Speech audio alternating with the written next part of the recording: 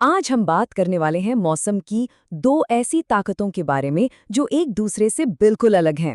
एक तरफ है चक्रवात जो अपने साथ विनाश लेकर आता है और दूसरी तरफ है प्रतिचक्रवात जो लाता है शांति।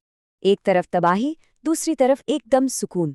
सोचिए, हवा की ये दो अलग अलग दुनियाएं आखिर बनती कैसे हैं? चलिए आज इसी के पीछे का विज्ञान समझते हैं। तो कहानी की शुरुआत करते हैं ज्यादा जाने माने और कह सकते हैं ज्यादा नाटकीय सिस्टम से, यानी चक्रवात से। अगर बहुत ही आसान भाषा में समझे ना, तो चक्रवात एक बहुत बड़े वैक्यूम क्लीनर की तरह काम करता है। ये असल में एक कम दबाव वाला एरिया होता है जो आसपास की सारी हवा को अपनी तरफ अंदर खींचता है, उसे ऊपर उठाता है और फिर बादल और बारिश बनकर सब बरस जाता है। देखिए, किसी भी चक्रवात का बनना एक पूरी प्रक्रिया है। इसकी शुरुआत होती है गर्म समुद्र की सतह से, जहां पानी का तापमान 27 डिग्री सेल्सियस से ज्यादा होना चाहिए। ये गर्मी नम हवा को ऊपर उठाती है और नीचे एक खाली जगह, मतलब लो प्रेशर एरिया बन जाता है। अब इस खाली जगह को भरने के लिए चारों तरफ से हवा तेजी से आती है। जब ये नम हवा ऊपर जाकर ठंडी होती है, तो बादल बनते हैं और बहुत सारी एनर्जी निकलती है। यही एनर्जी तूफान का असली इंजन है, जो उसे और ताकत देती है। और आखिर में हमारी पृथ्वी का घूमना इस हवा को एक गोल चक्कर में घुमा देता है और एक तूफान तैयार हो जाता है।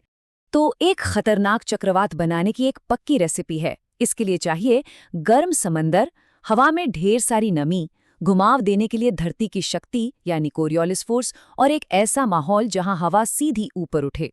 यही वजह है कि बंगाल की खाड़ी जैसी जगहें चक्रवातों के लिए हॉटस्पॉट बन जाती हैं। अच्छा, अब कहानी के दूसरे हिस्से पर आते हैं। चक्रवात की शोर शराबे और उथल पुथल से ठीक उल्टा है शांत और ठहरा हुआ प्रतिचक्रवात। प्रतिचक्रवात को आप एक हेयर ड्रायर जैसा समझ सकते हैं। ये एक हाई प्रेशर सिस्टम है जहां ठंडी और भारी हवा ऊपर से नीचे की ओर उतरती है और जमीन पर आकर फैल जाती है। और इसके फैलने से बादल भी हट जाते हैं और मौसम एकदम साफ हो जाता है। इसके बनने की कहानी चक्रवात से एकदम उल्टी है। यहाँ हवा ठंडी और भारी होकर नीचे बैठती है, जिससे जमीन पर हवा का दबाव बढ़ जाता है। फिर ये हवा बाहर की तरफ फैलने लगती है और धरती के घूमने की वजह से इसमें भी एक हल्का घुमाव आता है। भारत में इसका सबसे बढ़िया उदाहरण है उत्तर भारत की सर्दियां। प्रतिचक्रवात की वजह से ही सर्दियों में आसमान एकदम साफ होता है, रातें कड़ाके की ठंडी होती हैं और शीतलहर चलती है। पर एक मज़ेदार बात ये भी है कि यही सिस्टम धुएं और प्रदूषण को जमीन के पास कैद करके घना कोहरा भी बना देता है। तो अब हम दोनों किरदारों से मिल चुके हैं। चलिए अब इन्हें आमने सामने खड़ा करके देखते हैं कि ये एक दूसरे से कितने अलग हैं। यहाँ अंतर बिल्कुल साफ साफ दिखता है। चक्रवात मतलब लो प्रेशर, हवा का अंदर और ऊपर की ओर जाना और तूफानी मौसम। वहीं प्रतिचक्रवात यानी हाई प्रेशर, हवा का बाहर और नीचे की ओर फैलना और शांत मौसम। लेकिन सबसे बड़ा फर्क इनकी घूमने की दिशा में है। उत्तरी गोलार्ध में चक्रवात घड़ी की सुई के उल्टी दिशा में घूमता है, जबकि प्रतिचक्रवात घड़ी की दिशा में। लेकिन यहाँ एक बहुत ही दिलचस्प पहेली है।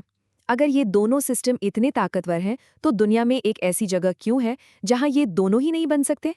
तो सवाल ये है कि आखिर भूमध्य रेखा यानी इक्वेटर पर चक्रवात और प्रतिचक्रवात क्यों नहीं बनते? जवाब एक ऐसी चीज में छिपा है जिसके बिना इन दोनों का वजूद ही मुमकिन नहीं है। और वो जवाब है कोरियोलिस बल। ये हमारी पृथ्वी के घूमने से पैदा होने वाली एक ताकत है जो हवा को घुमाती है। चक्रवात को बनने के लिए यही घुमाव चाहिए, लेकिन इक्वेटर पर यह फोर्स लगभग 0 होता है। मतलब घुमाव नहीं तो चक्रवात भी नहीं। और प्रतिचक्रवात, खैर, उसे बनने के लिए ठंडी नीचे बैठने वाली हवा चाहिए, जबकि इक्वेटर पर तो गर्म हवा हमेशा ऊपर ही उठती रहती है। चलिए अब तक हमने जो भी समझा है उसकी सबसे जरूरी बातों पर एक नजर डाल लेते हैं। सबसे पहली और जरूरी बात याद रखने वाली ये है कि चक्रवात गर्म समुद्रों पर बनने वाले बहुत शक्तिशाली लो प्रेशर सिस्टम है, लेकिन ये भूमध्य रेखा के पास इसलिए नहीं बन पाते क्योंकि वहां इन्हें घुमाने वाली शक्ति ही मौजूद नहीं होती। और अगर कभी आप सब कुछ भूल भी जाएं, तो बस ये आसान सा फॉर्मूला याद रखिएगा। गर्मी प्लस नमी प्लस घुमाव और बन गया चक्रवात। बस इतना ही। और आखिर में एक सवाल। एक सिस्टम तूफान लाता है, दूसरा शांति। प्रकृति का ये जो संतुलन है, इनका ये जो तालमेल है, ये बदलते हुए क्लाइमेट के दौर में हमारे भविष्य के लिए क्या मायने रखता है? इस पर सोचिएगा ज़रूर।